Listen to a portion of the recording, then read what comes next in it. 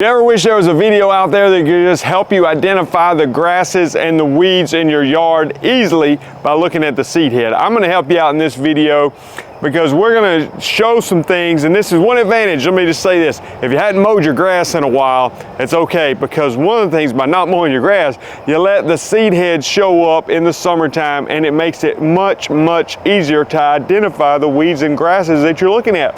So I'm going to show them to you today in this video so they help you understand what's going on in your lawn and show you maybe some of the mistakes that people make when they are identifying grasses and weeds.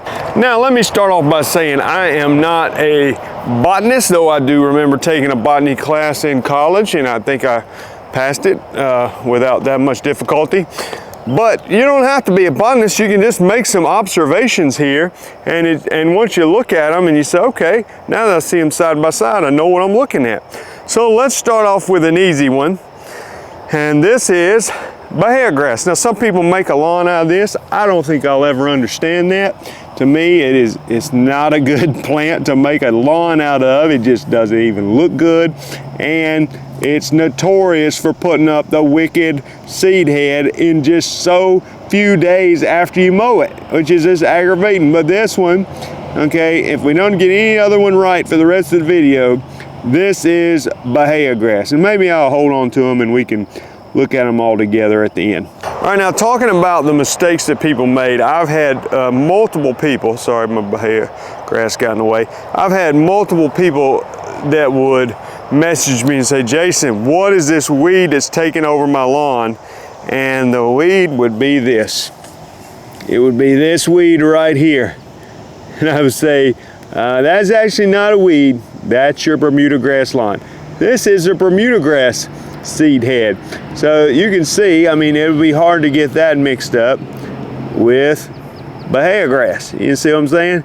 So very, very different. Now, one thing I do on my yard, let me just give a couple notes on that. Sometimes if your Bermuda grass is going to seed very, very quickly, it may mean that it's thirsty, needs water, or it may be depleted in nutrients. So maybe putting some fertilizer on it can help it not go to seed quite as quickly. The other thing you can do, and I do this on my lawn, this grass has not been mowed in, I don't know, 10 days maybe. I like to mow it today, but it's not putting up that many seed heads because I do use a growth regulator which can suppress the seed head. You might look up a product called Podium or T-Nex, or there's other names, but those can help suppress the grass from putting up a seed head. Now, if you're going to use a growth regulator on something like Bea grass, which puts up a seed head very, very quickly, you're going to have to use more of it to suppress that. But on Bermuda grass, which doesn't go to seed nearly as quickly, at least a hybrid Bermuda, common Bermuda is going to go much more quickly, then you can use a lower rate, but all that's explained on the label. Let's move on. Speaking of Bea grass, I mean, look at these. I got some trophies here. These are probably about 2 feet tall. My metric system is not doing very well, but that's about 2/3 of a meter, perhaps. All right, let me show you something a little bit more interesting in this side of the yard. So you've got the Bermuda grass, and then let me see if you can notice a difference. If you see, as we get closer over here, I can see it, but you get closer, oh, there's a section that doesn't look nearly as uniform over here and is full of seed heads. So what's going on here? Well, this is actually the common Bermuda. Okay, so it's a coarser looking grass, not quite as compact and tight as this is.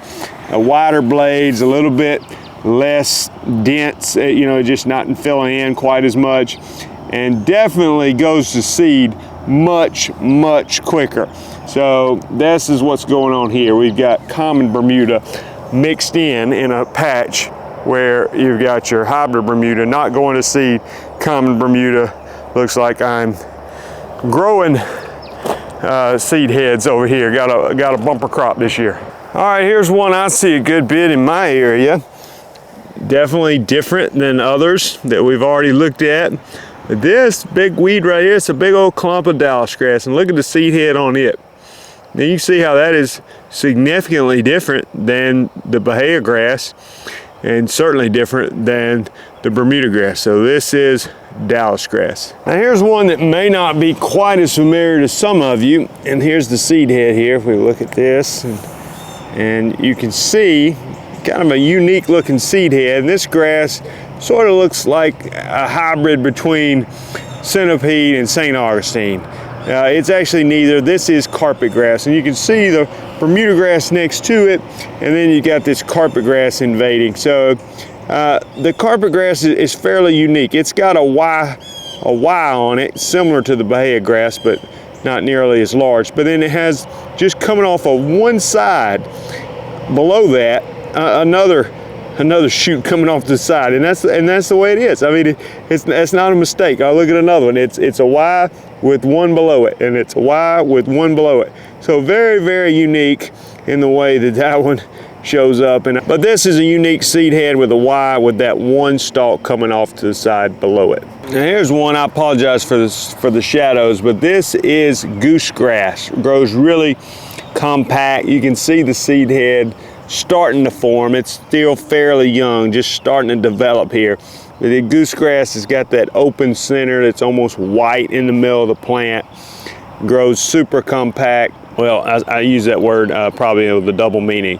It grows in compacted soil, but it also grows compact low to the ground. It's almost impossible to cut the grass low enough to get underneath goose grass. You see it in a putting green where they mow the grass on a golf course super low, and it still has goose grass in it. I'm a little disappointed I can't help you identify this one by the seed head, but it looks very easy to identify at this stage in its life. So if you see this weed, it's kind of a bluish green tint in the leaf.